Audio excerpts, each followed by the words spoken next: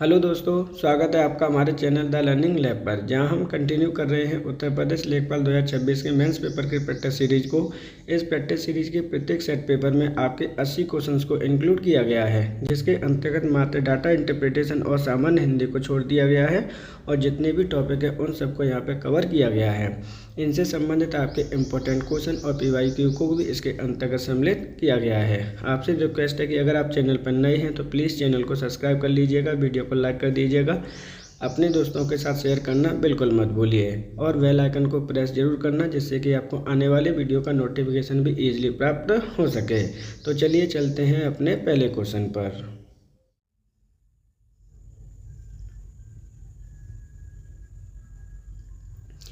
महात्मा गांधी जी ने अर्थव्यवस्था के किस स्वरूप की वकालत की थी? स्थानीय, विकेंद्रीकृत, केंद्रीकृत, ग्लोबल या फिर इनमें से कोई नहीं। देखिए, डायरेक्टली क्वेश्चन आपसे पूछा जा रहा है कि महात्मा गांधी जी के द्वारा अर्थव्यवस्था के किस स्वरूप की बात कही गई थी।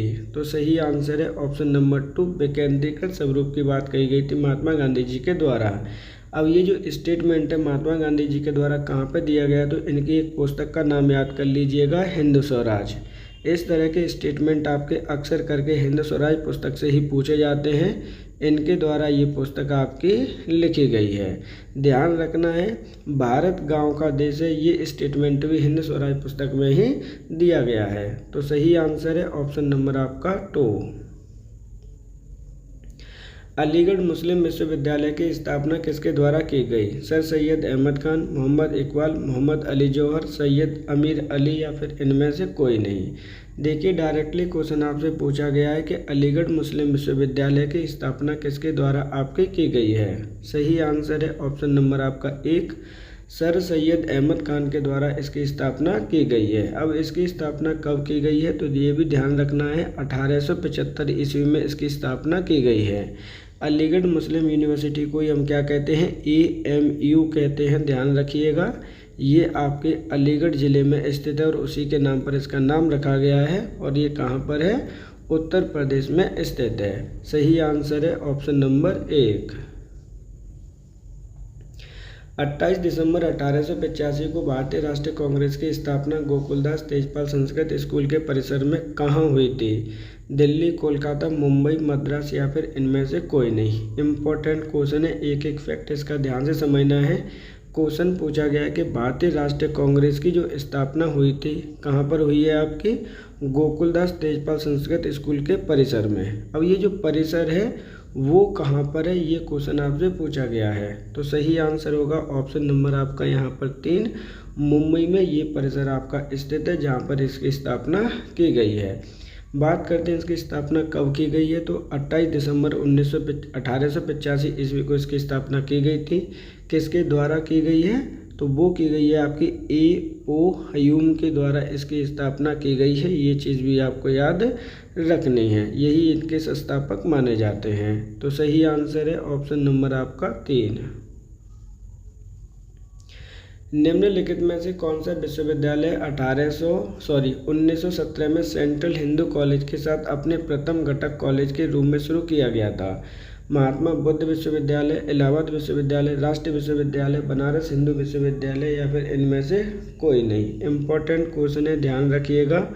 क्या बोला गया है कि निम्नलिखित में से कौन सा विश्वविद्यालय है जो 1917 ईस्वी में सेंट्रल हिंदू कॉलेज के साथ अपने प्रथम घटक कॉलेज के रूप में शुरू किया गया था। इस तरह के क्वेश्चन अक्सर करके आपसे पूछे जाते हैं, ध्यान रखिएगा। तो ये जो आंसर होगा इसका वो है ऑप्शन नंबर आपका 4, बनारस हिंदू विश्वविद्यालय। ध्यान रखना है, बनारस हिंदू विश्वविद्यालय की स्थापना कब की गई थी? तो इसकी स्थापना 1916 ईस्वी में की गई थी। किसके द्वारा की गई है? तो मदन मोहन मालवीय जी के द्वारा की गई थी। ये चीज़ आपको याद रखनी है। अक्सर करके आपके UP-SSC क्वेश्चन इस तरह के पूछती है। सही आंसर है ऑप्शन नंबर 4। असहयोग आंदोलन किस वर्ष प्रारंभ हुआ था? 1919, 1920, 1921, 1922 या फिर इनमें से कोई नहीं। अब देखिए, यहाँ पर बात की जा रही है किसकी? असहयोग आंदोलन की बात की जा रही है कि कौन से वर्ष ये प्रारंभ हुआ था। तो सही आंसर होगा ऑप्शन नंबर 2, 1920 ईस्वी को ये प्रारंभ हुआ था। लेकिन हो सकता है कि आपसे डेट भी पूछ लिया है, तो ध्यान रखिएगा ये स्टार्ट हुआ है आपका 1 अगस्त 1920 ईस्वी को। किसके द्वारा किया गया था स्टार्ट? तो MK गांधी यानी महात्मा गांधी जी के द्वारा इसको प्रारंभ किया गया है। अब हम बात कर लेते हैं आगे भी कि इसको कब वापस ले लिया गया था, ख़त्म कब कर दिया गया था इसको। तो इनकम्प्लीट ही हुआ था, उसमें इसको ख़त्म कर दिया गया था।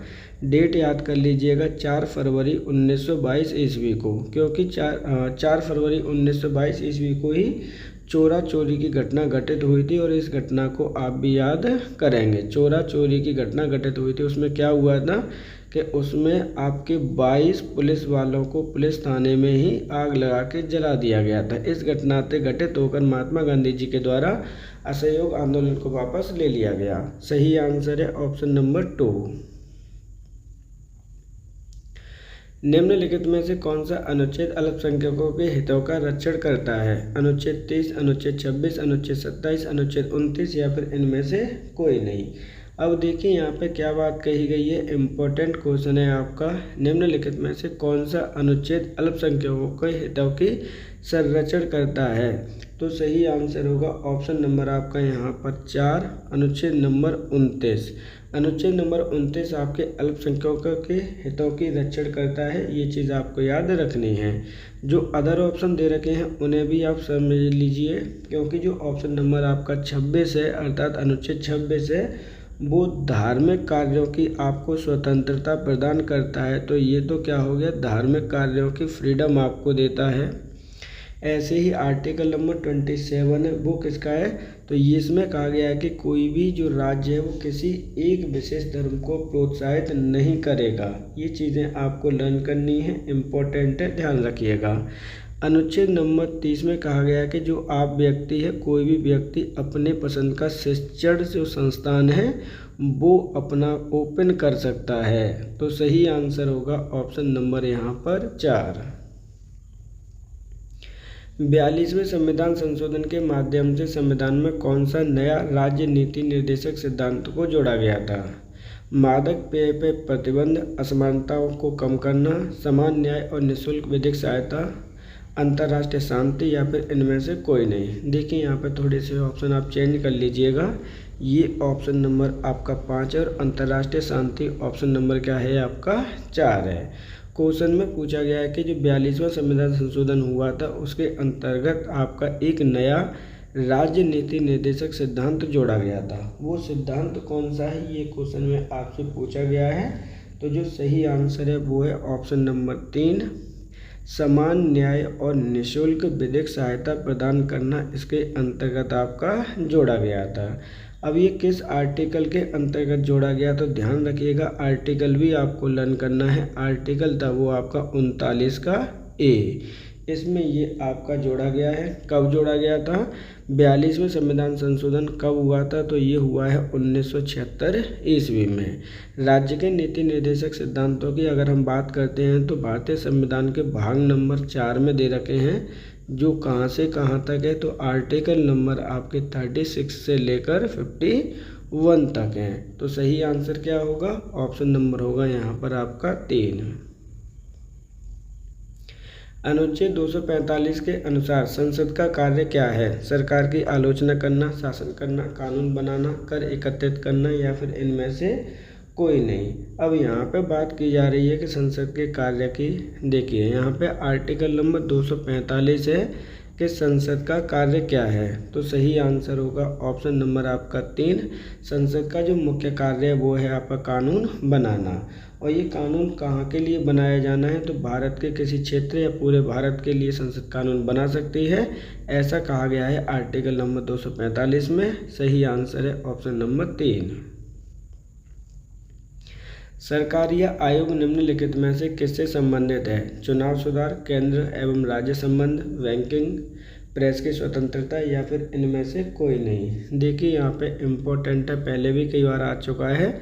सरकारी आयोग से संबंधित क्वेश्चन पहले आपके पूछे जा चुके हैं। सरकारी, अब बात करते हैं जो आपका सरकारी आयोग है, कब आपका ये गठन किया गया था? तो ये गठन किया गया था आपके 1983 ईस्वी में। अब ये किससे संबंधित है, ये क्वेश्चन आपसे पूछा जाता है। तो सही आंसर है ऑप्शन नंबर 2, केंद्र और राज्य के जो संबंध है उनसे संबंधित है सरकारी आयोग, जिसका गठन 1983 ईस्वी को हुआ था। सही आंसर है ऑप्शन नंबर 2। निम्नलिखित में से कौन सा मौलिक कर्तव्य है। देखिए यहाँ पे डायरेक्टली क्वेश्चन पूछा गया है आपसे, क्या बोला गया है कि निम्नलिखित में से कौन सा मौलिक कर्तव्य है। वैज्ञानिक दृष्टिकोण और मानवतावाद विकसित करना, भारत की संप्रभुता, अखंडता और एकता की रक्षा करना, सार्वजनिक संपत्ति की सुरक्षा करना, उपरोक्त सभी या फिर इनमें से कोई नहीं। तो सही आंसर दे रखा है ऑप्शन नंबर 4, उपरोक्त में से सभी, क्योंकि आपका वैज्ञानिक दृष्टिकोण और मानवतावाद का विकसित करना आपका सेम दे रखा है आपको। दूसरा, अखंडता एकता की रक्षा करना, सार्वजनिक संपत्ति की सुरक्षा करना, ये किस में दे रखे हैं, मौलिक कर्तव्य में आपके दे रखे हैं। अब हम बात करते हैं कि मौलिक कर्तव्य भारतीय संविधान में कहाँ पे दे रखे हैं। तो ध्यान रखिएगा भाग नंबर 4 में दे रखे हैं। ये तो भाग नंबर 4 की बात हो जाती है। आर्टिकल कौन सा है, तो ध्यान रखना है आर्टिकल है आपका 51 का ए। कितने मौलिक कर्तव्य हैं वर्तमान में, तो ध्यान रखना है प्रेजेंट में आपके 11 मौलिक कर्तव्य हैं। ये सारी चीज़ें आपको याद रखनी है। सही आंसर है ऑप्शन नंबर आपका 4। भारत के कितने राज्यों की सीमा बांग्लादेश के साथ में लगती है। 7, 5, 6, 8 या फिर इनमें से कोई नहीं। तो पहले आपको पता करना पड़ेगा कि देखिए भारत के कितने राज्यों की सीमा है जो बांग्लादेश के साथ में सीमा लगती है। ये क्वेश्चन आपसे पूछा गया है, इम्पोर्टेंट है, ध्यान रखिएगा। अब यहाँ पर कौन कौन से राज्य हैं जिनकी सीमा लगती है, एक एक करके हम बात कर लेते हैं। कितनी सीमा लगती है उसकी भी बात यहाँ पर करने वाले हैं। तो ध्यान रखिएगा, सबसे पहले जो आपका वेस्ट बंगाल है उसकी सीमा लगती है। उसके साथ साथ में आपकी असम की सीमा लगती है। देन आपका जो असम में ही आपका इंटरनल एक राज्य है जिसका नाम है मेघालय की सीमा लगती है। त्रिपुरा की सीमा लगती है और त्रिपुरा के साथ साथ सीमा लगती है आपके मिजोरम की। कुल मिला के आपके 5 ऐसे राज्य हैं जिनकी सीमा किसके साथ में लगती है, बांग्लादेश के साथ में लगती है। सही आंसर है ऑप्शन नंबर आपका 2। लेकिन यहाँ पे जो कंसेप्ट है कितने किलोमीटर लगती है वो भी आपसे पूछा जा सकता है। तो सबसे ज़्यादा आपका बॉर्डर शेयर करने वाला देश भी क्या है, बांग्लादेश है, जिसकी सीमा 4096 किलोमीटर भारत के साथ में सीमा साझा करता है। और ये लॉन्गेस्ट बॉर्डर सीमा साझा करता है भारत के साथ में कोई भी देश। सही आंसर है ऑप्शन नंबर 2। किस प्रकार की मिट्टी में जिप्सम का प्रयोग करके उसे फसल उगाने के लिए उपयुक्त बनाया जाता है। क्षारीय, अम्लीय, मटियार, जलाक्रांत या फिर इनमें से कोई नहीं। अब देखिए यहाँ पे डायरेक्टली क्वेश्चन पूछा जा रहा है कि किस प्रकार की जो मिट्टी है उसमें जिप्सम का प्रयोग करके उसे फसल उगाने के लिए उपयुक्त बनाया जा सकता है। तो सही आंसर है ऑप्शन नंबर 1, जो क्षारीय मिट्टी होती है उसमें जिप्सम मिला के आप उसे ऐसा बना सकते हैं। तो सही आंसर क्या है, ऑप्शन नंबर 1। निम्नलिखित में से कौन सा पृथ्वी का सबसे बड़ा अंतःस्थलीय जल निकाय है। कैस्पियन सागर, सुपीरियर झील, वेकाल झील, इनमें से कोई नहीं। इस तरह के क्वेश्चन आपके आते ही आते हैं, ध्यान रखिएगा। क्वेश्चन में क्या पूछा गया है, क्वेश्चन में आपसे पूछा गया है कि पृथ्वी का कौन सा अंतःस्थलीय जल निकाय है जो कि सबसे बड़ा है। सही आंसर है ऑप्शन नंबर आपका 1, कैस्पियन सागर। अब कैस्पियन सागर की स्थिति कहाँ पर है, तो ध्यान रखिएगा ये आपके यूरोप और जो एशिया महाद्वीप है उसके मध्य में आपका ये स्थित है। इस चीज़ को भी आपको याद रखना है। सही आंसर क्या होगा, तो सही आंसर है ऑप्शन नंबर आपका 1। सागौन के जंगल भारत के निम्नलिखित में से किस राज्य में पाए जाते हैं। हिमाचल प्रदेश, मध्य प्रदेश, झारखंड, पंजाब या फिर इनमें से कोई नहीं। अब हम बात कर लेते हैं यहाँ पे किसकी, सागौन के वृक्ष की बात की जा रही है। तो उष्णकटिबंधीय क्षेत्र में पाए जाते हैं सागौन के वृक्ष। ये क्वेश्चन आपका आया हुआ है, पहले भी यूपी SSSC ने पूछ चुकी है कि सागौन के जो आपके हैं किस राज्य में पाए जाते हैं। तो सही आंसर है ऑप्शन नंबर आपका 2, मध्य प्रदेश राज्य में ये आपके पाए जाते हैं। इम्पोर्टेंट है, ध्यान रखिएगा। उष्णकटिबंधीय नम पर्णपाती वनों में पाए जाते हैं जहाँ पर 100 से लेकर 200 सेंटीमीटर बारिश होती है। तो क्वेश्चन का सही आंसर क्या होगा, ऑप्शन नंबर आपका 2। सामान्य वर्षा में अचानक तीव्र वृद्धि हो जाती है और यह कई दिनों तक लगातार बनी रहती है। इस अवस्था को मानसून का क्या कहा जाता है? मानसून का विराम, मानसून का प्रसार, मानसून का प्रविस्फोट, मानसून का प्रत्यावर्तन या फिर इनमें से कोई नहीं। अब देखिए क्या कह रहे हैं कि अचानक से तो आपकी बारिश में क्या हो जाती है, वृद्धि आपकी हो जाती है और ये कई दिनों तक लगातार बारिश बनी रहती है। तो इस अवस्था को मानसून का क्या कहा जाता है? तो सही आंसर हो जाएगा ऑप्शन नंबर 3, मानसून का प्रस्फोट कहा जाता है इस कंडीशन को। पंचवर्षीय योजनाओं में योजना अवकाश की अवधि थी 1974-39, 59-74, 61-66, 66-69 या फिर इनमें से कोई नहीं। अब देखिए यहाँ पे बात की जा रही है कि पंचवर्षीय योजनाओं में योजना अवकाश की अवधि थी। तो सही आंसर हो जाएगा ऑप्शन नंबर आपका 4, 1966 से लेकर 69 तक। क्योंकि आपकी यहाँ पे देखिए ध्यान से समझिएगा, क्वेश्चन इम्पोर्टेंट है क्योंकि जो 61 से लेकर 66 है यहाँ पर आपका जो 3rd ईयर 5 प्लान आपका स्टार्ट हुआ था, यहाँ पर आपका हुआ था 4th और यहाँ पर हुआ था आपका 5th। तो ये जो आपके 2nd और 3rd के बीच में 3 साल का गैप किया गया था, जिसे हम योजना अवकाश कहते हैं। सही आंसर है ऑप्शन नंबर 4।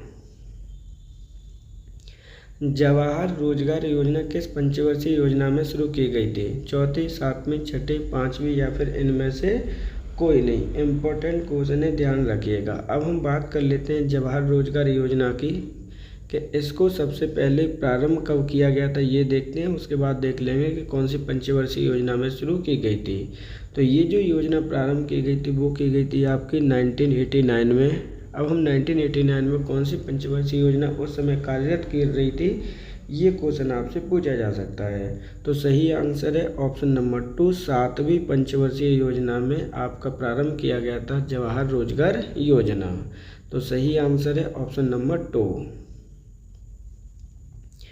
आज भारतीय अर्थव्यवस्था के संदर्भ में योजना बनाने के लक्ष्य के रूप में आधुनिकीकरण का उद्देश्य नहीं था। सामाजिक दृष्टिकोण में परिवर्तन, पश्चिमी जीवन शैली अपनाना, नई तकनीक का प्रयोग करना, वस्तुएं एवं सेवाओं के उत्पादन में वृद्धि करना या फिर इनमें से कोई नहीं। अब देखिए इम्पोर्टेंट क्या है, इम्पोर्टेंट ये है क्वेश्चन में आपसे पूछा गया है कि जो भारतीय अर्थव्यवस्था है उसकी योजना बनाने के लक्ष्य में आधुनिकीकरण का उद्देश्य नहीं है।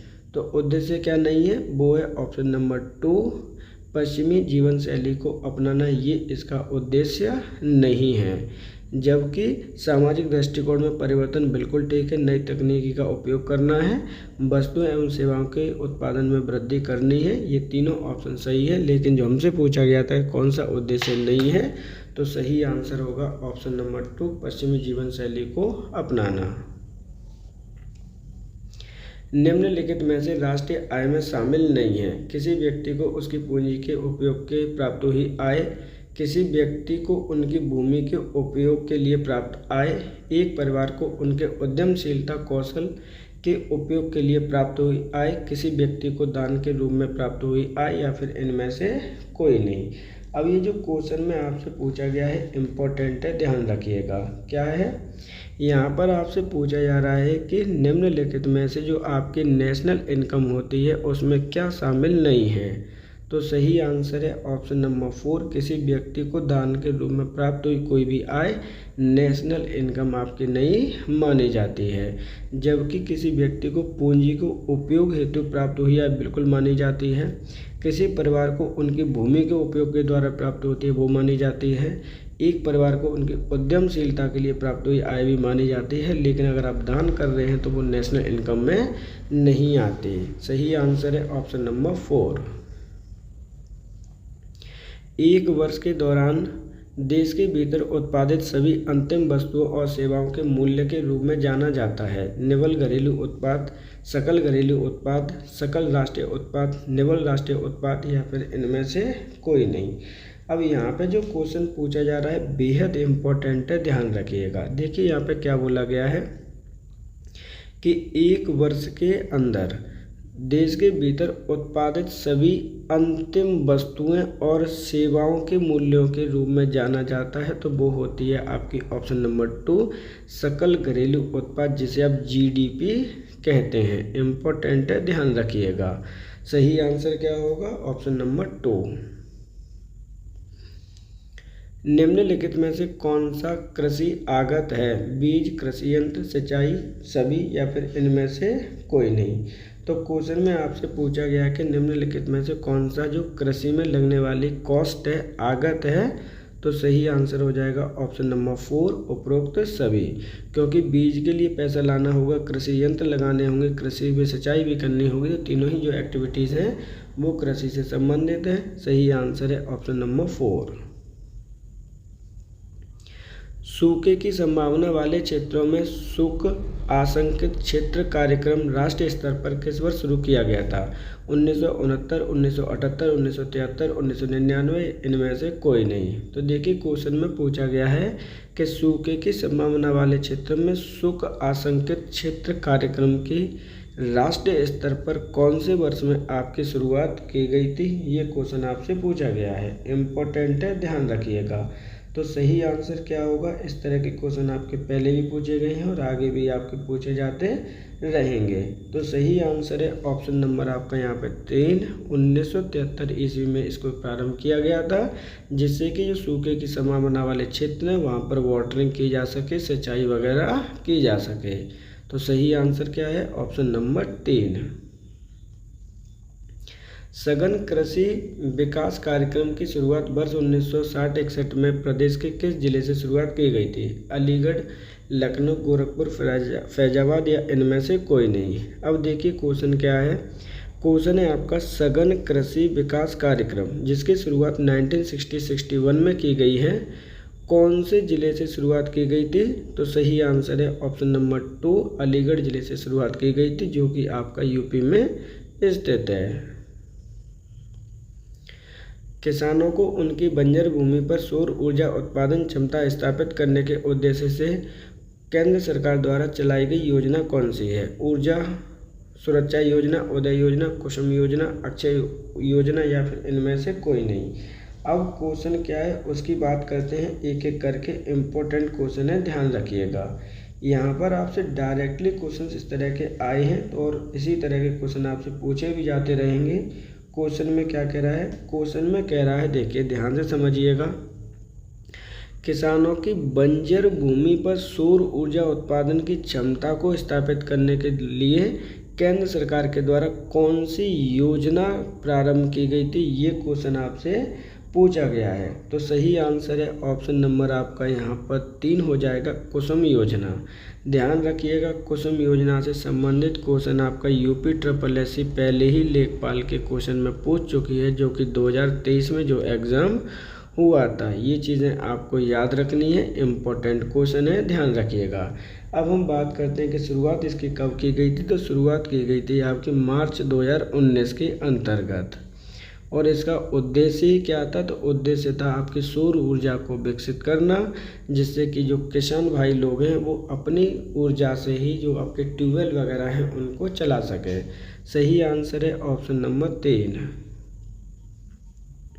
सितंबर 2025 में किस अर्थशास्त्र के लिए PV नरसिम्हा राव स्मृति पुरस्कार से सम्मानित किया गया था? डॉक्टर मनमोहन सिंह, निर्मला सीतारमण, अरुण जेटली, उर्जित पटेल, या फिर इनमें से कोई नहीं। अब देखिए यहाँ पे सितंबर 2025 की बात की जा रही है कि किस अर्थशास्त्र के लिए। यहाँ पे किसे कर लीजिएगा, PV नरसिम्हा राव पुरस्कार प्राप्त किया गया या फिर सम्मान किया गया। सर इस क्वेश्चन में इस तरह से आपका पूछा गया है कि किसे ये सम्मान दिया गया था। तो सही आंसर है ऑप्शन नंबर हो जाएगा 1 डॉक्टर मनमोहन सिंह को दिया गया था, और उनकी डेथ करने के बाद उन्हें ये पुरस्कार दिया गया है। सही आंसर क्या है? Option number 1।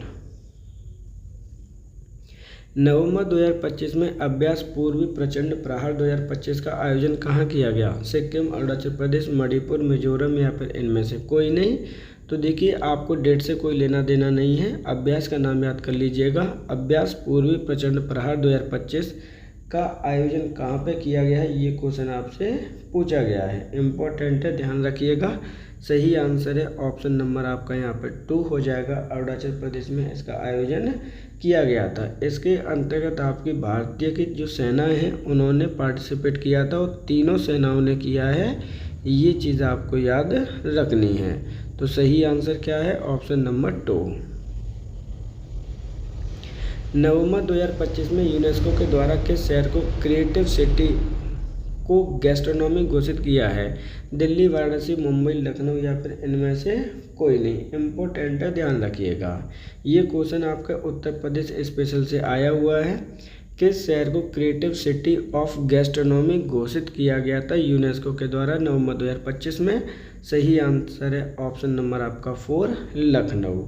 अब देखिए, जब इस तरह के क्वेश्चन आते हैं तो आप सभी को 2025 का करंट अफेयर्स पढ़ लेना ही इम्पोर्टेंट है आपके लिए। तो ऑलरेडी मैं आपको बता देता हूँ कि आपका जनवरी से लेकर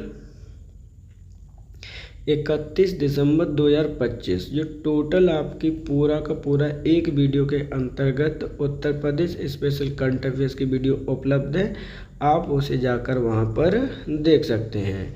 इसके साथ साथ आप 1 जनवरी से लेकर 31 मार्च 2026 का वीडियो भी चैनल पर उपलब्ध है करंट अफेयर्स का, जिसमें उत्तर प्रदेश के करंट अफेयर्स को आपको एक्सप्लेन किया गया है। आप उस वीडियो को भी जाकर देख सकते हैं। जैसा कि होमगार्ड के ऑलरेडी एग्ज़ाम चल रहे हैं तो आप देख रहे हैं कि उत्तर प्रदेश स्पेशल कितना आ रही है वहां पर, तो उनसे संबंधित आपकी वीडियो चैनल पर उपलब्ध है, आप एक एक करके उन्हें देख सकते हैं। टोटली बहुत अच्छे से आपको समझाया गया है और जितने भी क्वेश्चन से PBIQ के हों चाहे किसी भी एग्जाम पे पैटर्न पे बेस्ड हो, ये करंट अफेयर्स आपके वहाँ से आते ही आते हैं। ये चीज़ों को आपको याद रखना है। आपसे इतनी ही रिक्वेस्ट है कि अगर आप चैनल पर प्लीज़ नए हैं तो चैनल को सब्सक्राइब बिल्कुल कर लीजिएगा, जिससे कि आपको समय पर नोटिफिकेशन मिल सके। क्योंकि आप सभी को पता है कि 21 मई को आपका एग्ज़ाम होना है और आपके लिए बेहद कम समय है, प्रैक्टिस आपको करनी ही करनी है। ये चीज़ें आप थोड़ी सी चीज़ों को याद रखेंगे तो आपका काम हो जाएगा। तो ध्यान रखिएगा, सही आंसर क्या है इसमें, ऑप्शन नंबर 4 है। यूनेस्को के द्वारा नवंबर 2025 में सिटी ऑफ गैस्ट्रोनॉमी घोषित किया है लखनऊ को। नवंबर 2024 में किस मंत्रालय के द्वारा भारत को बाल विवाह मुक्त बनाने हेतु राष्ट्रीय अभियान बाल विवाह मुक्त भारत शुरू किया गया था? विज्ञान एवं प्रौद्योगिकी मंत्रालय, स्वास्थ्य एवं परिवार कल्याण मंत्रालय, महिला एवं बाल विकास मंत्रालय, गृह मंत्रालय या फिर इनमें से कोई नहीं। क्वेश्चन में आपसे पूछा गया है, डायरेक्टली आप लर्न कर लीजिएगा कि किस मंत्रालय के द्वारा एक राष्ट्रीय स्तर पर बाल विवाह मुक्त भारत अभियान आपका प्रारंभ किया गया है। जब इस तरह के आपके क्वेश्चन आते हैं तो आपके लिए इम्पोर्टेंट हो जाते हैं, ध्यान रखिएगा। तो सही आंसर क्या होगा इसका, एक एक करके इसके आंसर भी देख लीजिए, क्योंकि यहाँ से क्वेश्चन अगर आए हैं तो आगे भी इस तरह के क्वेश्चन आते रहेंगे।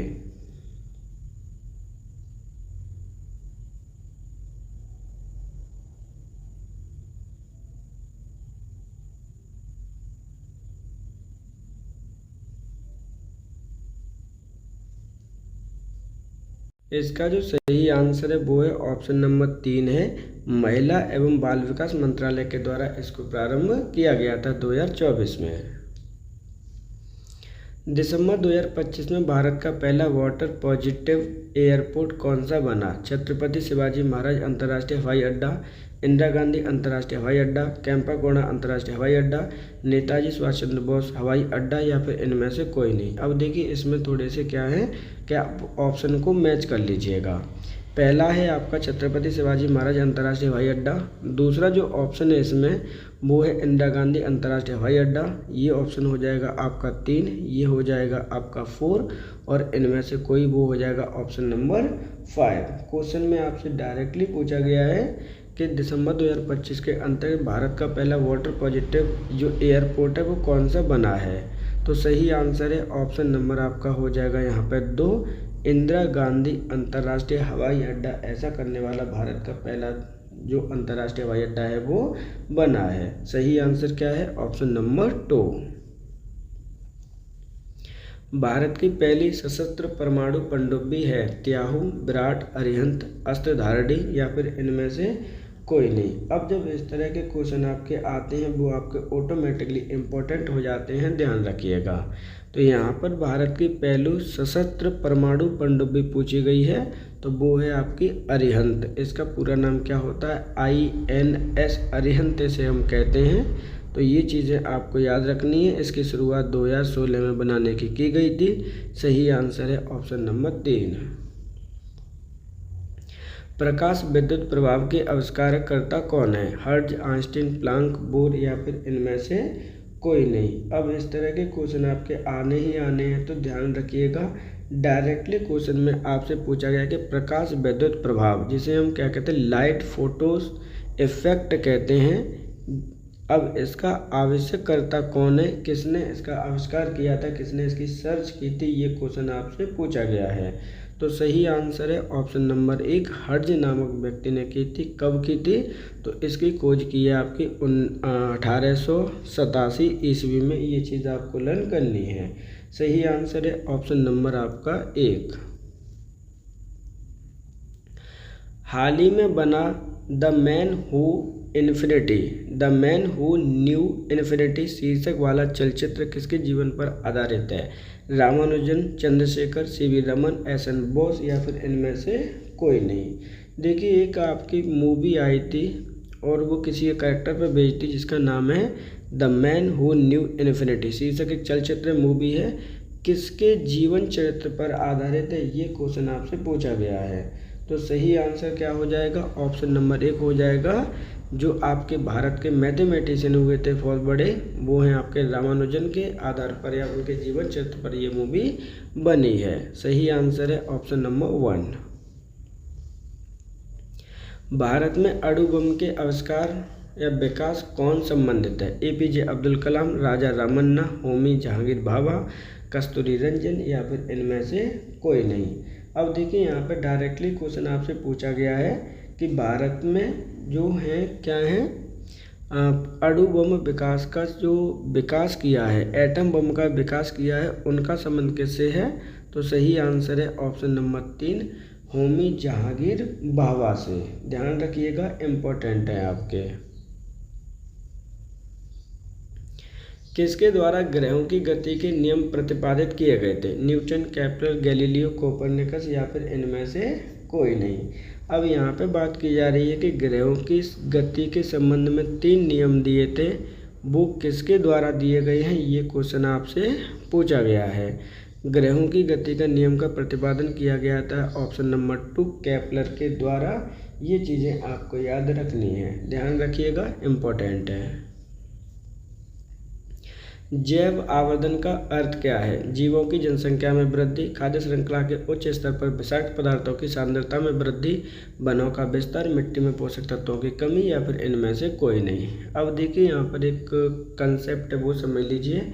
मान के चलिए कि यहाँ पर आपके प्लांट लगे हुए हैं, ठीक है। अब प्लांट को कौन खा रही है? आपकी बकरी खा रही है। बकरी को कौन खा रहा है? मनुष्य खा रहा है। और मनुष्य को मान के चलिए कि आपका शेर खा रहा है। अब यहाँ पर कुछ इम्प्योरिटीज़ हैं, यहाँ पर क्या है, आपकी इम्प्योरिटीज़ हैं। अब ये जो इम्प्योरिटीज़ है पहले किस में जाएंगी? आपकी बकरी में जाएंगी, बकरी से मनुष्य में जाएंगी और मनुष्य से किस में जाएंगी? आपके शेर में जाएंगी। तो ये कुछ मात्रा में आपकी जो इम्प्योरिटीज़ हैं वो इंक्रीज होती जाती हैं स्टेप टू स्टेप। इसको ही बोलते हैं हम जैव आवर्धन। तो इसका जो सही अर्थ है वो क्या होगा? सही अर्थ होगा कि खाद्य श्रृंखला के उच्च स्तर पर विषाक्त पदार्थों की सांद्रता क्या होती जाती है? बढ़ती जाती है। सही आंसर है ऑप्शन नंबर आपका 2। भारत में सुनामी अर्ली वार्निंग सिस्टम या सेंटर कहाँ स्थित है? चेन्नई, हैदराबाद, विशाखापट्टनम, पोर्ट ब्लेयर या फिर इनमें से कोई नहीं। तो सुनामी अर्ली वार्निंग सिस्टम या सेंटर की बात की जा रही है कि ये आपका कहाँ पर स्थित है? तो सही आंसर हो जाएगा ऑप्शन नंबर 2, हैदराबाद में ये आपका स्थित है, जो कि 24/7 आवर्स आपकी देखभाल करता है। ध्यान रखिएगा, इम्पोर्टेंट है। इसकी स्थापना कब की गई है? तो स्थापना की गई है 2004 में। अब ये जो टॉपिक है आपका आपदा प्रबंधन, ध्यान रखिएगा, बेहद इम्पोर्टेंट टॉपिक है। आपदा प्रबंधन से 10 नंबर के क्वेश्चन आने हैं, तो ये तो आपका मोस्ट इम्पोर्टेंट टॉपिक आपके लिए हो जाता है। तो सही आंसर क्या है? Option number 2। पर्यावरण प्रभाव आकलन का मुख्य उद्देश्य क्या है? केवल आर्थिक लाभ का आकलन करना, विकास परियोजनाओं के संभावित पर्यावरणीय प्रभावों का पूर्व आकलन करना, वनों की कटाई को बढ़ावा देना, औद्योगिक उत्पादन को बढ़ावा देना, या फिर इनमें से कोई नहीं। अब देखिए यहाँ पे पर्यावरण प्रभाव आकलन जो यानी एनवायरमेंट इफेक्ट एस्टिमेट का उद्देश्य क्या है, ये क्वेश्चन आपसे पूछा गया है और इस तरह के क्वेश्चन आपके आने ही आने हैं, ध्यान रखिएगा। अब यहाँ पे हम बात करते हैं उद्देश्य की, तो सही आंसर है यहाँ पर ऑप्शन नंबर 2, विकास परियोजनाओं के संभावित पर्यावरणीय प्रभावों का पूर्व आकलन करना है। मतलब जैसे मान के चलिए क्या है, इसका इफेक्ट क्या है। मान के चलिए कि कोई एक एनवायरनमेंट एरिया है, क्या है आपका एनवायरनमेंट आपका एरिया है, और वहाँ पर आपको क्या करना है, कोई इंडस्ट्री वगैरह लगानी है। मान के चल लेते हैं कि इंडस्ट्री आप वहाँ पर लगा रहे हैं। अब उस इंडस्ट्री का उस जो आपका एनवायरनमेंट है उस पर क्या इफ़ेक्ट पड़ेगा, ये चीज़ देखी जा रही है। क्या इफ़ेक्ट पड़ने वाला है उसकी आपका एस्टिमेट किया जाता है, पहले ही एक आकलन किया जाता है। इस चीज़ को हम बोलते हैं पर्यावरण आकलन का प्रभाव का उद्देश्य क्या है। तो सही आंसर है option number 2। Red data book का प्रकाशन किसके द्वारा किया जाता है? WWF, IUCN, UNEP, SITEC, या फिर इनमें से कोई नहीं। रेड डाटा बुक की बात की जा रही है और आपको पता है कि रेड डाटा बुक किससे संबंधित है। पहले हम देख लेते हैं कि इसका प्रकाशन किसके द्वारा किया जाता है। तो सही आंसर है ऑप्शन नंबर 2, IUCN के द्वारा किया जाता है। International union conservation of nature के द्वारा इसका प्रकाशन किया जाता है। अब रेड डाटा बुक किससे संबंधित है? जो रेड डाटा बुक संबंधित है जो आपकी प्रजातियां विलुप्त होती जा रही हैं, विलुप्त प्रजातियों को हमें इसके अंतर्गत संरक्षण प्रदान करना है, ये चीज़ इसका उद्देश्य है। सही आंसर है ऑप्शन नंबर 2।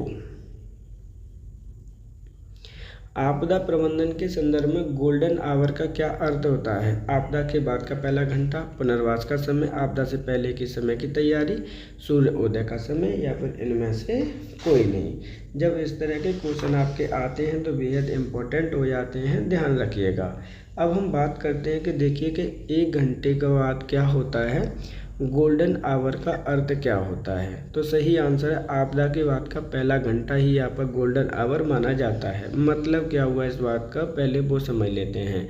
ये जो क्वेश्चन है आपका इंसिडेंट में काफ़ी बार आपका आ चुका है। जो कोई भी इंसिडेंट होता है, एक्सीडेंट लिख लेते हैं हम। चलिए मान के चलिएगा किसी का एक्सीडेंट हो रहा है, क्या हो रहा है, एक्सीडेंट हुआ है और उसको चोट वगैरह लग गई है, वुंडेड पर्सन हो गया है। अब अगर आपको बोल कहाँ लेके जाना है, हॉस्पिटल में लेके जाना है, तो जब एक्सीडेंट हुआ था उसके बाद का जो 1 घंटा होता है उसे हम गोल्डन आवर कहते हैं, क्योंकि इसी 1 घंटे के अंतर्गत अगर उसे उपचार मिल जाता है तो कोई भी व्यक्ति ज़्यादा चांस होते हैं बचने के। अगर आपको थोड़ा बहुत भी याद है तो मैंने इससे संबंधित एक पहल कराई थी, गुड सैमरिटन इनिशिएटिव। क्या कराई थी? गुड सैमरिटन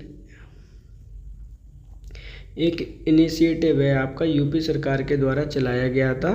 वो गोल्डन आवर से ही संबंधित था, अगर आपको थोड़ा बहुत भी याद है। अगर आपको इस तरह के क्वेश्चन पढ़ने हैं, करने हैं, तो यूपी स्पेशल के वीडियो जाकर देख सकते हैं, जिसमें करंट अफेयर्स में ये कराया हुआ है। मैंने बताया था कि अगर गोल्डन आवर में कोई भी व्यक्ति अगर आप उसको हॉस्पिटल पहुंचा देते हैं तो यूपी सरकार आपको 25,000 रुपये के इनाम के तौर पर आपको देगी और आपका नाम राहवीर रखा जाएगा। इस तरह के फैक्ट अगर आपको समझने हैं तो आप ऑलरेडी यूपी स्पेशल का करंट वीडियोस देख लीजिए जाकर, वहाँ पे ये सारे कंसेप्ट मैंने वहाँ पे समझाए हुए हैं। और आपसे सिर्फ इतनी ही रिक्वेस्ट है कि चैनल पर अगर आप नए हैं तो प्लीज़ बेल आइकन को प्रेस कर लो, जिससे कि आपको समय पर नोटिफिकेशन मिल सके। सही आंसर है ऑप्शन नंबर 1।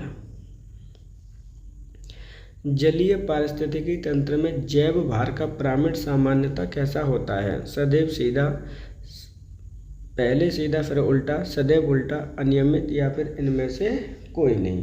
अब ये क्वेश्चन पूछा गया बेहद इम्पोर्टेंट है। यहाँ पर देखिए आपको समझना है कि जलीय पारिस्थितिकी तंत्र, जलीय पारिस्थितिकी तंत्र क्या होते हैं? जैसे नदी तालाबों में जो पारिस्थितिकी तंत्र होते हैं जलीय परितंत्र कहलाते हैं। उनका पिरामिड किस तरह का होता है? तो सदैव होगा ये आपका उल्टा। सही आंसर है ऑप्शन नंबर आपका यहाँ पर 3। रामसर कन्वेंशन का मुख्य उद्देश्य किसका संरक्षण करना है? ओजोन परत का, आंध्र भूमि का, प्रबल शैवाल का, उष्णकटिबंधीय वर्षावन का, या फिर इनमें से कोई नहीं। अब इस तरह के जब क्वेश्चन आएंगे आपके लिए बेहद इम्पोर्टेंट हो जाते हैं। अब हम बात कर लेते हैं किसकी? रामसर कन्वेंशन की। क्या इसका जो मुख्य उद्देश्य किसका संरक्षण प्रदान करना है? तो सही आंसर है ऑप्शन नंबर 2, आंध्र भूमि का संरक्षण प्रदान करना है। अब ये जो रामसर कन्वेंशन है वो क्या है, एक एक करके बात करते हैं। तो देखिए, आपका एक कन्वेंशन हुआ था 2 फरवरी 1971 ईस्वी को। जगह का नाम है रामसर। और ये जगह कहाँ पर है रामसर? तो ये जगह है आपकी ईरान में एक कन्वेंशन हुआ है। और ये जो कन्वेंशन है वो लागू हुआ था आपका 1975 ईस्वी को। उसमें कहा गया था जितनी भी आपकी वेटलैंड है यानी आंध्र भूमियाँ हैं उनका हम कंजर्वेशन करेंगे। क्या करेंगे? कंजर्वेशन करेंगे, उन्हें संरक्षण प्रदान हम करने वाले हैं। इसके अंतर्गत भारत भी ऐड हुआ था 1982 ईस्वी में। ये चीज़ें आपको याद रखनी है। 1982 ईस्वी में भारत भी इसके साथ में जो है इन्वॉल्व हुआ है या फिर कह सकते हैं सम्मिलित हुआ है। बात करते हैं प्रेजेंट की कि वर्तमान में आर्द्र भूमि कितनी है भारत में? तो टोटल आपकी 99 हो चुकी हैं। ये चीज़ आपको याद रखनी है। 99 वाली जो हुई है वो है सेका झील। और सेका झील आपकी कहाँ पर है? यूपी में है। आप सभी को पता है, अलीगढ़ में। तो इस प्रकार जो सही आंसर है वो है ऑप्शन नंबर 2। निम्नलिखित में से कौन सा वायु स्थानीय संरक्षण का उदाहरण है? राष्ट्रीय उद्यान, वन्यजीव उद्यान, जीवमंडल उद्यान, वनस्पतिक विज्ञान, या फिर इनमें से कोई नहीं। पहले हम इन चीज़ों को समझ लेते हैं कि ये है क्या। देखिए, मान के चलिए कि हमें क्या करना है? संरक्षण करना है, कंजर्वेशन करना है। पहला टॉपिक तो यही है कि आपको संरक्षण करना है किसी भी एनिमल का, या फिर कह सकते हैं कि किसी भी जो पेड़ पौधे होते हैं उनका, प्लांट का आपको बचाना है। तो वहाँ पर क्या करते हैं कि संरक्षण करने की 2 विधि होती हैं। एक तो होता है इन सीटू और एक होती है आपकी एक्स सीटू। इन सीटू का मतलब क्या होता है? जहाँ पर कोई बॉर्न हुआ होता है। क्या है? जहाँ पर कोई बॉर्न हुआ होता है वहीं उसका कंजर्वेशन किया जाता है, तो हम उसे बोलते हैं इन सीटू में। अगर कोई बॉर्न व्यक्ति को दूसरी जगह पर ले जाता है उसको हम रिप्लेस करते हैं। क्या करते हैं? अपने बॉर्न प्लेसेस से रिप्लेस करके कहीं पर कंजर्व करते हैं, उन्हें बोलते हैं एक्स सीटू। तो यहाँ पर वही पूछा कि वायु स्थानीय संरक्षण का उदाहरण है। तो सही आंसर यहाँ पर हो जाएगा आपका ऑप्शन नंबर 2, वन्यजीव उद्यान। ये इस तरह के क्वेश्चन, वानस्पतिक उद्यान है आपका ऑप्शन नंबर 4 हो जाएगा। ये विज्ञान नहीं है, उद्यान लिखा हुआ है यहाँ पर। आप ये चीज़ याद रख लीजिएगा, क्योंकि राष्ट्रीय उद्यान आपके जहाँ पर जो चीज़ें बॉर्न होती हैं वहीं पर संरक्षण किया जाता है इन चीज़ों पे। अब इस तरह के छोटे से कंसेप्ट है, आप वो चीज़ आप समझ लीजिए। और जबकि यहाँ पर कहीं से लेकर आया जाता है। सही आंसर है ऑप्शन नंबर 4। अम्लीय वर्षा के लिए मुख्य रूप से कौन सी गैस जिम्मेदार है? कार्बन डाइऑक्साइड और carbon monoxide, sulphur dioxide, nitrogen oxide, ozone और मेथेन, अमोनिया और हीलियम, या फिर इनमें से कोई नहीं। यहाँ पर डायरेक्टली बोला गया है कि जो आपकी अम्लीय वर्षा होती है उसके लिए मुख्य रूप से कौन सी गैसें जिम्मेदार होती हैं? तो सही आंसर हो जाएगा ऑप्शन नंबर आपका हो जाएगा 2, सल्फर डाइऑक्साइड और नाइट्रोजन ऑक्साइड। ध्यान रखिएगा, अम्ल वर्षा के कारण ही जो आपका ताजमहल है वो कैसा पड़ रहा है? पीला पड़ रहा है, येलो कलर का आपका हो गया है। और इसके लिए जिम्मेदार है आपकी सल्फर डाइऑक्साइड गैस। सही आंसर है ऑप्शन नंबर 2। पारिस्थितिकी तंत्र की ऊर्जा का प्रवाह हमेशा कैसा होता है? एक चक्रीय, एक दिशा में, 2 दिशा में, बहुदिशा में, या फिर इनमें से कोई नहीं। हमेशा याद रखना है कि जो पारिस्थितिकी तंत्र होता है ऊर्जा का प्रवाह एक दिशा में ही होगा। सही आंसर है ऑप्शन नंबर 2। और इंग्लिश में अगर आता है तो वो होता है आपका यूनी डायरेक्शनल। ये चीज़ें आपको याद रखनी है। एक ही डायरेक्शन में आपका इसका प्रवाह होता है, एनर्जी फ्लो। तो सही आंसर क्या है? Option number 2। इंटरनेट शब्द का सबसे पहले प्रयोग किस वर्ष किया गया था? 1974, 1983, 1969, 1990 या फिर इनमें से कोई नहीं। अब ये जो क्वेश्चन है आपके, जो मैंने पहले ही बता रखा है कि आपके देखिए 15 नंबर का क्या आ रहा है, कंप्यूटर आ रहा है। तो यहाँ से जो क्वेश्चन अब स्टार्ट होंगे वो कंप्यूटर के स्टार्ट होंगे। 15 क्वेश्चन कंप्यूटर के हमने मेंशन किए हैं, जिसमें पूछा गया है कि जो आपका इंटरनेट शब्द है सबसे पहले प्रयोग कौन से वर्ष आपका किया गया था, या कौन से वर्ष इसका प्रयोग सबसे पहले हुआ है। सही आंसर है ऑप्शन नंबर 1, 1974 ईस्वी में इंटरनेट का प्रयोग सबसे पहले किया गया था इस शब्द का। अब ये जो इंटरनेट है आपका, उसका फुल फॉर्म क्या होता है? तो ध्यान रखिएगा, 2 शब्दों से मिलकर बना है। एक तो है आपका इंटरनेशनल और दूसरा शब्द है आपका नेटवर्क। ये चीज़ें लर्न करनी है, ध्यान रखिएगा। सही आंसर है ऑप्शन नंबर 1। किसी कंप्यूटर में डाटा और सूचना के बीच अंतर क्या है? डाटा बड़ा होता है, डाटा प्रोसेसिंग नहीं किया जाता, सूचना कच्चा तथ्य है, सूचना प्रक्रिया किया हुआ डाटा है, या फिर इनमें से कोई नहीं। अब यहाँ पर 2 चीज़ें हैं। एक तो शब्द आता है आपका डाटा, दूसरा शब्द आता है आपका सूचना। इन दोनों के मध्य अंतर क्या है? अब समझो दोनों में अंतर। एक तो शब्द है आपका कंप्यूटर भाषा में डाटा है। तो डाटा क्या होता है? जो कुछ भी आपके पास रॉ मटेरियल है, यानी इन्फॉर्मेशन है, रॉ मटेरियल है। आपके पास किसी भी तरह का कोई भी चीज़ है, इन्फॉर्मेशन है, डाटा है, रॉ मटेरियल है, उसमें से आपके सिलेक्टिव जो आप मटेरियल निकालते हैं किसी के बारे में, क्या है? सिलेक्टिव अगर कोई आपने मटेरियल निकाला है उसे हम कहते हैं इन्फॉर्मेशन।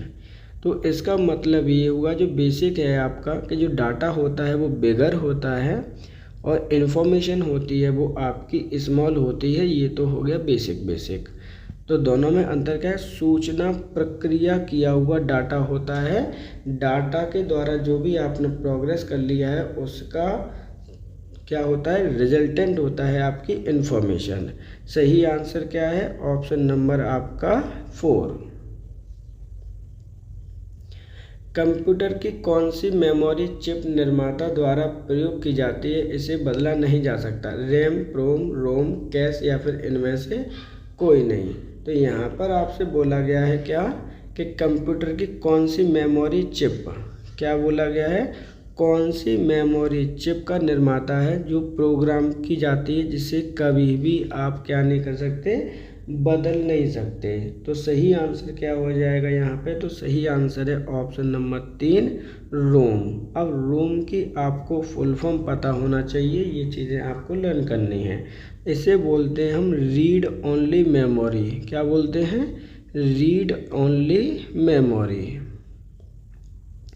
अब अदर ऑप्शन दे रखे हैं, उनकी भी आप लर्न कर लीजिएगा, क्योंकि पूछा जा सकता है। ये होती है आपकी रैंडम एक्सेस मेमोरी। क्या है ये? रैंडम एक्सेस मेमोरी इसे हम कहते हैं। जो आपकी प्रोम है इसे कहते हैं प्रोग्रामेबल। क्या है? Programmable read only memory.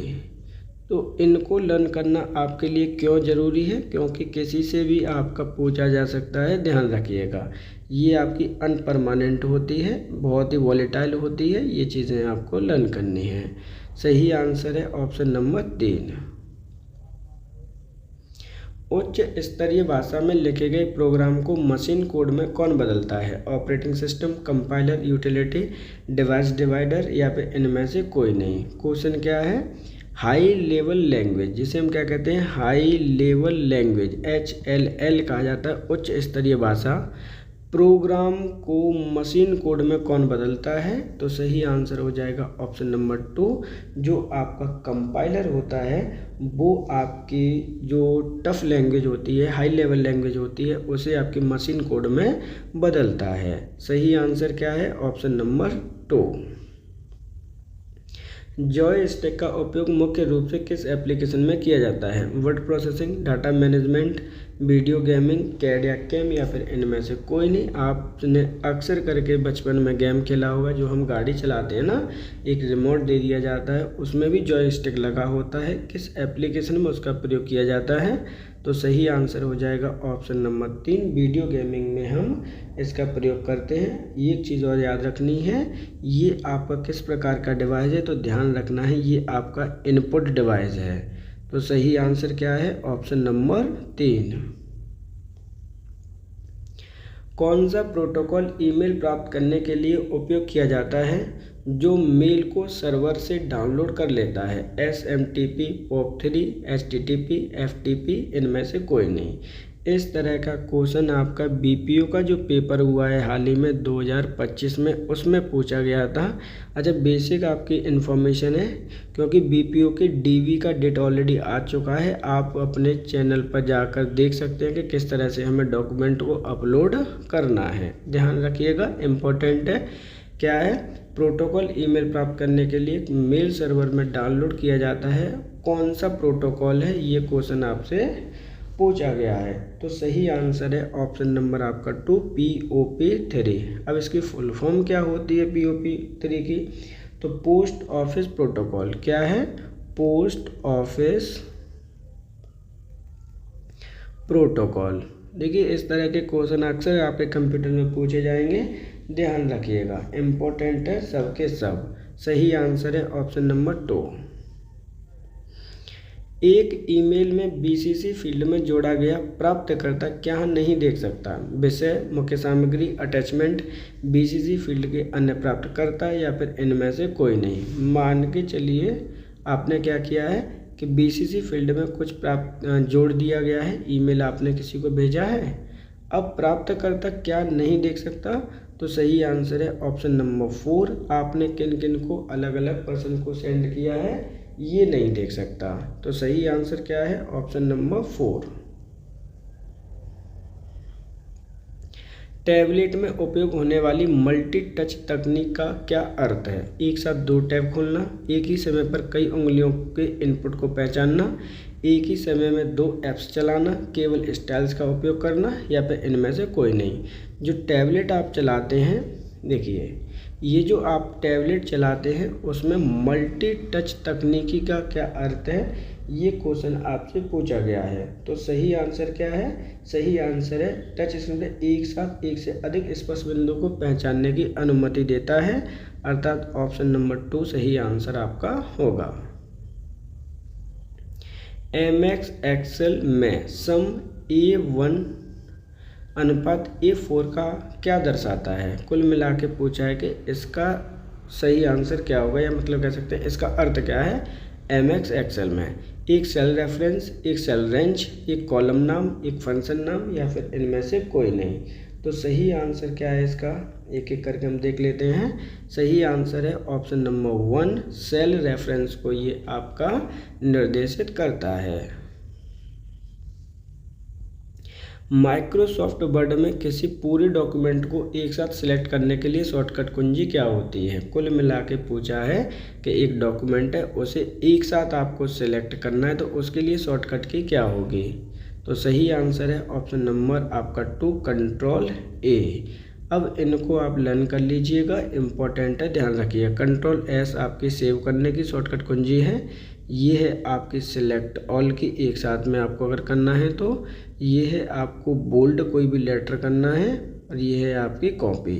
सही आंसर है ऑप्शन नंबर 2। एंड्रॉयड और iOS किसके उदाहरण हैं? Network protocol, mobile operating system, data management system, programming language, या फिर इनमें से कोई नहीं। तो एंड्रॉयड और iOS किसके उदाहरण हैं? सही आंसर है option number 2, mobile operating system के।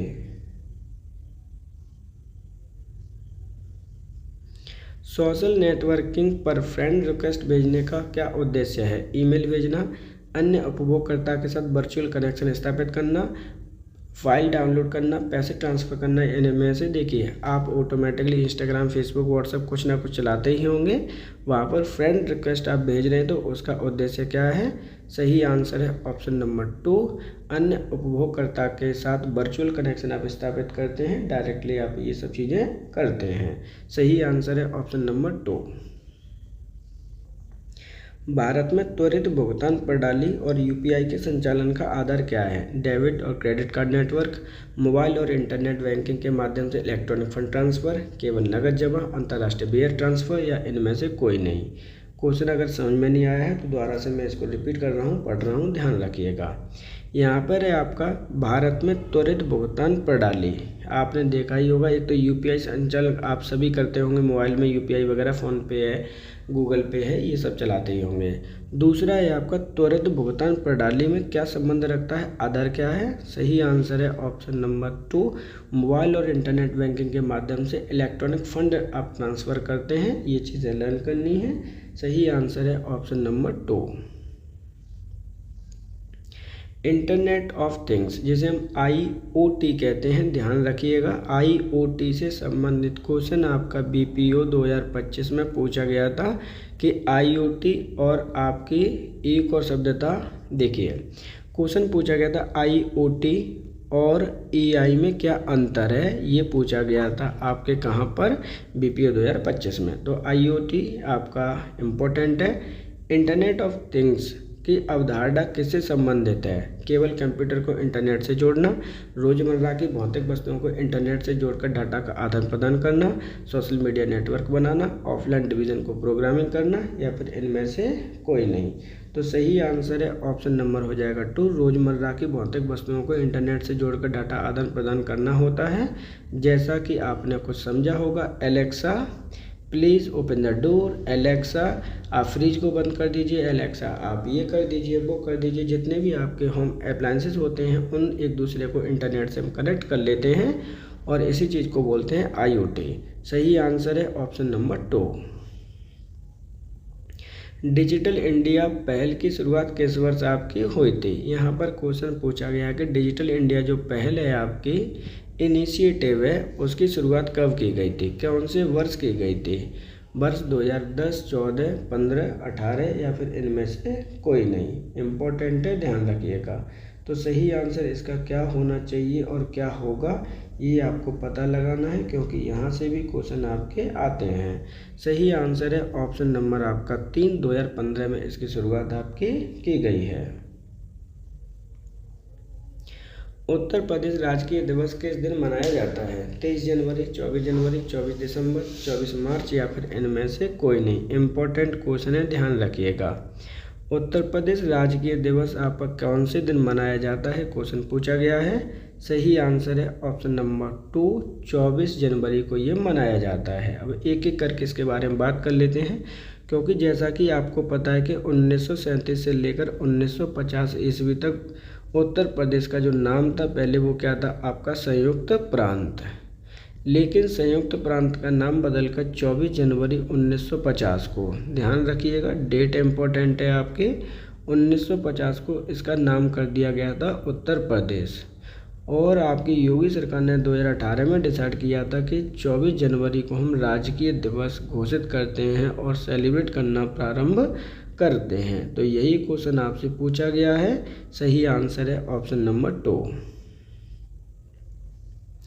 उत्तर प्रदेश के कितने जिले नेपाल की सीमा साझा करते हैं? कुल मिला के क्वेश्चन आपसे डायरेक्ट ये पूछा गया है। देखिए कि उत्तर प्रदेश के कितने ज़िले हैं जो नेपाल के साथ में सीमा साझा करते हैं? 5, 6, 7, 8 या फिर इनमें से कोई नहीं। अब आपको चीज़ें देखनी पड़ेंगी, पहले आंसर देखेंगे या फिर देखते हैं क्वेश्चन के जो फॉर्मेट है। मान के चलिए कि ये आपका यूपी का एक मैप बना लिया मैंने, रफली बना लिया है, और यहाँ पर आपका क्या है? नेपाल है।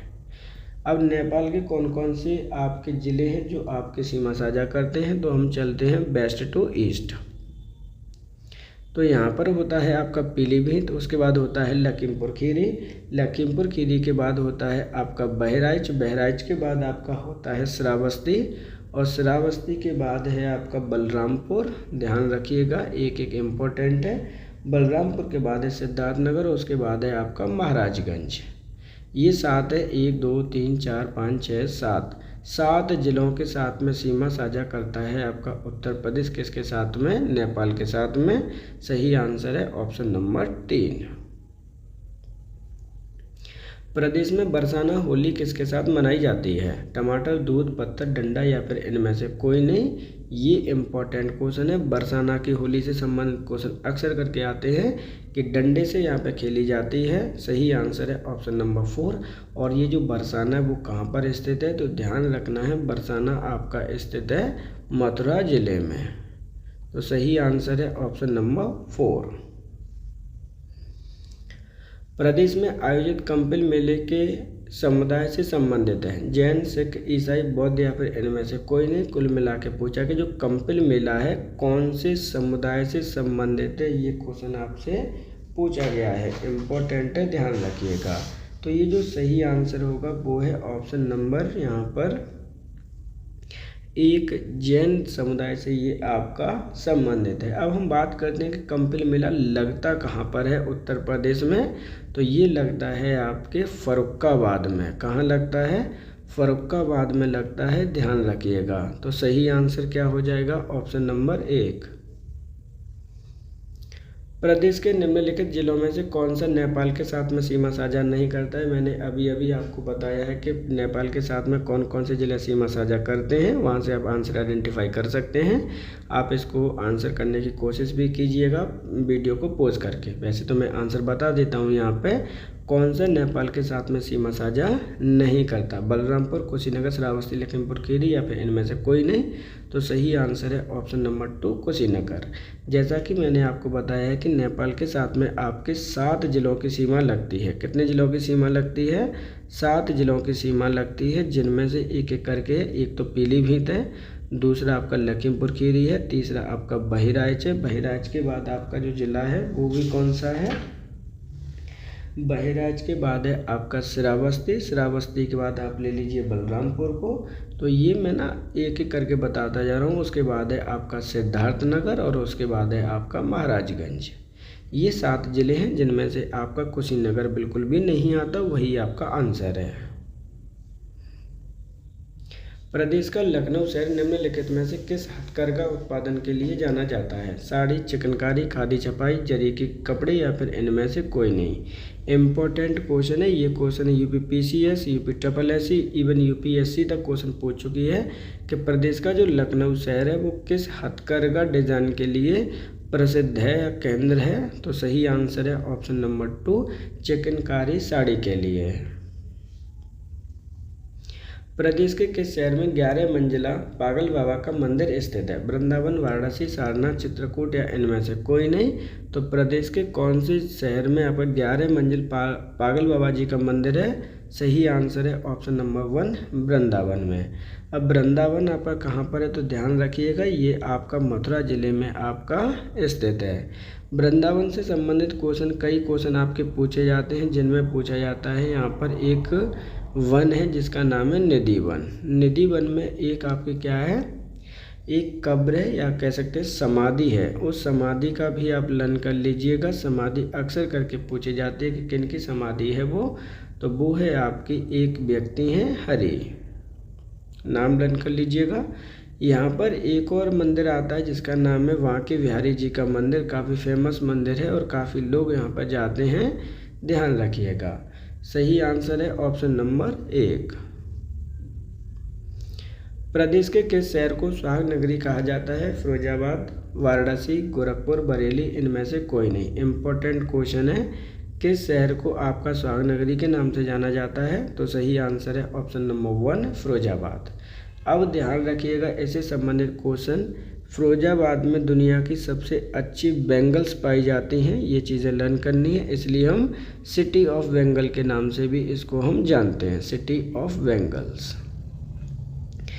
अब यहाँ पे जो इम्पोर्टेंट फैक्ट है वो ये याद करना है कि यहाँ पर आपका एक गिलास म्यूजियम बनाया जा रहा है, जो कि भारत का सबसे प्रथम गिलास म्यूजियम यहाँ पर बनाने की बात कही गई है। अगर इस तरह के ही आपको कंसेप्ट पढ़ने हैं, ये करंट अफेयर से क्वेश्चन आपका बोला है मैंने, तो ध्यान रखिएगा, अगर आपको करंट अफेयर्स पढ़ने हैं यूपी स्पेशल के, तो 2025 कंप्लीट ईयर का जो है आपके पढ़े हुए हैं, कंप्लीट ईयर पड़ा हुआ है। और इसके साथ साथ में आपका 1 जनवरी से लेकर 31 मार्च 2026 के करंट अफेयर्स भी ऑलरेडी चैनल पर उपलब्ध हैं, आप उनको जाकर देख लीजिएगा। सही आंसर है ऑप्शन नंबर 1। प्रदेश के किस शहर को भारत की सांस्कृतिक राजधानी के रूप में जाना जाता है? बस्ती, मथुरा, वाराणसी, बांदा या फिर इनमें से कोई नहीं। क्वेश्चन इंपॉर्टेंट है, किस शहर को भारत की संस्कृति की राजधानी के रूप में जाना जाता है? सही आंसर है ऑप्शन नंबर 3 वाराणसी। वाराणसी कहाँ पर स्थित है? तो ध्यान रखना है, ये आपकी गंगा नदी के किनारे पर आपकी स्थित है। और यहाँ पर एक फेमस मंदिर है जिसे हम बोलते हैं काशी विश्वनाथ का मंदिर। काफ़ी ज़्यादा यहाँ से क्वेश्चन आया हुआ है, काशी विश्वनाथ का मंदिर कहाँ पर है? तो ध्यान रखिएगा, ये भी आपका बनारस में स्थित है। सही आंसर है ऑप्शन नंबर 3। प्रधानमंत्री किसान सम्मान निधि वर्ष 2019 में प्रदेश में कहाँ से प्रारंभ किया गया था? लखनऊ, प्रयागराज, गोरखपुर, वाराणसी, इनमें से कोई नहीं। ये क्वेश्चन भी 2023 में जो यूपी SSSC ने पेपर कराया था लेखपाल का, उसमें आपका पूछ चुका है। ये चीज़ें आपको ध्यान रखनी है, इसलिए PYQ को भी देखना इम्पोर्टेंट है आपके लिए। प्रधानमंत्री किसान सम्मान निधि योजना जो कि 2019 में प्रारंभ की गई है, क्वेश्चन में पूछा गया है कि उत्तर प्रदेश के कौन से ज़िले से प्रारंभ की गई है। इस तरह के क्वेश्चन आपसे फंसाए जाते हैं, जो कि आपको बहुत चीज़ें बहुत जल्दी में पड़ जाते हैं, उनको एक एक करके डिटेलिंग में आपको देखना है। सही आंसर हो जाएगा ऑप्शन नंबर यहाँ पर हो जाएगा 3, गोरखपुर जिले से 2019 में इसके प्रारंभ किया गया है। अब इसके अंतर्गत क्या किया जाता है वो भी देख लीजिए, पहले इसको हम डिटेलिंग कर लेते हैं एक एक करके। इसकी शुरुआत हुई है आपकी 24 जनवरी 2019 से इसकी शुरुआत की गई है। कहाँ से की गई थी? तो गोरखपुर से शुरुआत की गई थी इसकी। लागू कब से है? ध्यान रखिएगा, लागू है आपके दिसंबर 2018 से। शुरुआत है आपकी यहाँ पे स्टार्टिंग है, बट इम्प्लीमेंट कब से की गई है? 2018 से। कहाँ से? लखनऊ से। इसके अंतर्गत आपके 6,000 रुपये प्रति ईयर दिए जाते हैं। किनको? किसान भाइयों को, जो भी आपके फार्मर्स हैं उनको। कौन कौन से दिए जाते हैं? तो ये आपके 2-2 हज़ार रुपये की किस्तें दी जाती हैं, 3 यानी 4-4 महीने बाद। तो 3 किस्तों में 6,000 रुपये टोटल आपको मिल जाते हैं। सही आंसर है ऑप्शन नंबर 3। प्रदेश सरकार द्वारा किसान रथ योजना किस वर्ष प्रारंभ की गई थी? यानी ये उत्तर प्रदेश सरकार के द्वारा ये प्रारंभ की गई है योजना है आपकी किसान रथ योजना। कौन से वर्ष आपकी प्रारंभ की गई है? 2010-11, 2011-12, 2013-14, 2015-16 या फिर इनमें से कोई नहीं। तो सही आंसर है ऑप्शन नंबर हो जाएगा 1, 2010-11 में आपकी किसान रथ योजना को प्रारंभ किया गया था उत्तर प्रदेश सरकार के द्वारा।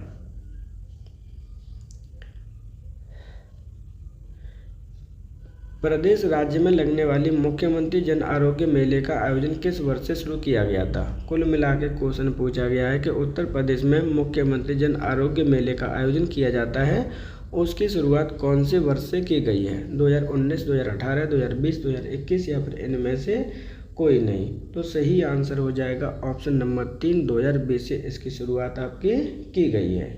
सही आंसर क्या है? Option number 3। किस राज्य ने प्रशासनिक प्रक्रियाओं में पारदर्शिता लाने के लिए मानव संपदा पोर्टल लॉन्च किया है? बिहार, उत्तर प्रदेश, गुजरात, आंध्र प्रदेश या इनमें से कोई नहीं। तो मानव संपदा पोर्टल किस राज्य ने स्टार्ट किया है? सही आंसर है ऑप्शन नंबर 2, उत्तर प्रदेश सरकार के द्वारा।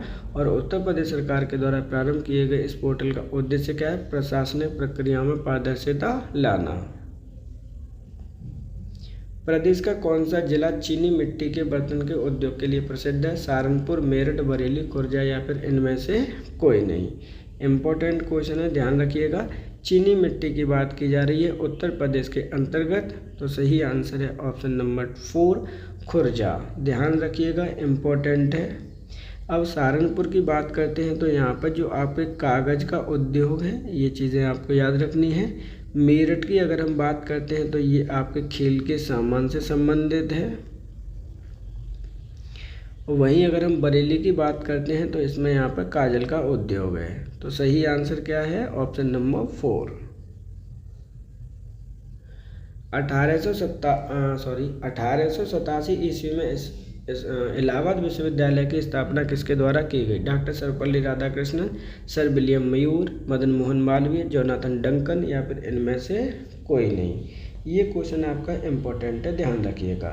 कुल मिला के क्या पूछा गया है? तो क्वेश्चन में पूछा गया है कि जो इलाहाबाद यूनिवर्सिटी है आपकी, उसकी शुरुआत किसके द्वारा या स्थापना किसके द्वारा की गई थी? सही आंसर है ऑप्शन नंबर 2, सर विलियम मूर के द्वारा। कब की गई थी? तो ध्यान रखना है, ये की गई है 1887 ईस्वी को। इम्पोर्टेंट है, ध्यान रखिएगा। यहाँ से क्वेश्चन पहले भी आपका पूछा जा चुका है। तो सही आंसर क्या है? Option number 2। उत्तर प्रदेश में सकल घरेलू उत्पाद की गणना का आधार वर्ष क्या है? 2004-05, 2001-02, 2011-12, 2015-16 या फिर इनमें से कोई नहीं। अब यहाँ पे जो आपका जीडीपी मेंशन की जाती है उत्तर प्रदेश की, सकल घरेलू उत्पाद मेंशन किया था, उसका आधार वर्ष पूछा गया है। तो दोनों के लिए, चाहे वो इंडिया का हो चाहे वो उत्तर प्रदेश का हो, दोनों का जो आधार वर्ष है वो है ऑप्शन नंबर 3, 2011-12। पहले भारतीय महिला मुख्यमंत्री वर्ष 1963 ईस्वी में नियुक्त की गई थी। इन्होंने किस भारतीय राज्य का नेतृत्व किया था? उत्तर प्रदेश, पश्चिम बंगाल, तमिलनाडु, असम या इनमें से कोई नहीं। देखिए यहाँ पे कितना अच्छा क्वेश्चन पूछा गया है, लेकिन घुमा के पूछा गया है।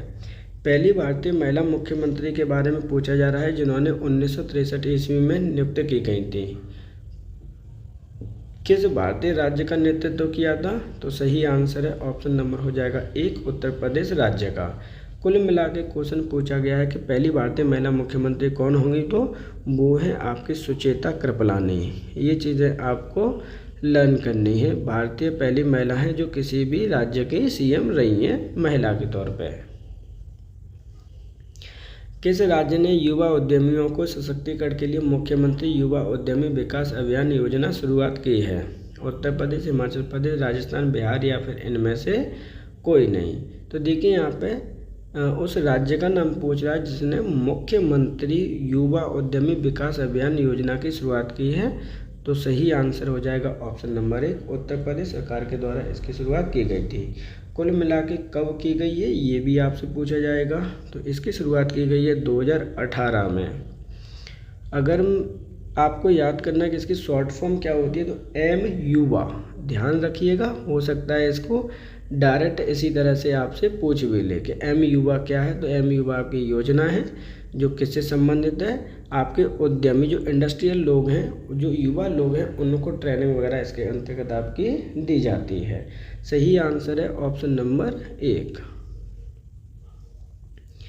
उत्तर प्रदेश में भू क्षेत्रफल मापन की सबसे छोटी इकाई कौन सी है? एकड़, बीघा, विश्वांशी, विश्वा या फिर इनमें से कोई नहीं। अब यहाँ पर तो आपको क्रम लर्न करना पड़ेगा। लर्न क्या करना पड़ेगा? देखिए ध्यान से समझिएगा। क्षेत्रफल की सबसे छोटी इकाई पूछी जा रही है। सही आंसर हो जाएगा यहाँ पे ऑप्शन नंबर आपका हो जाएगा 3, विश्वांशी। अब देखते हैं एक एक करके कि कौन सा किससे बड़ा है। देखिए सबसे पहले आती है आपकी विश्वांशी। विश्वांशी से बड़ा होता है आपका विश्वा, और विश्वा से बड़ा होगा आपका बीघा, और बीघा से बड़ा होता है आपका एकड़, और एकड़ से बड़ा होता है आपका हेक्टेयर। ये आपके उत्तर प्रदेश में चलते हैं और इनको ही आपको लर्न करना है। सभी के सब क्या है? पैमाने हैं किसके? आपके क्षेत्रफल मापन के। सही आंसर है ऑप्शन नंबर 3।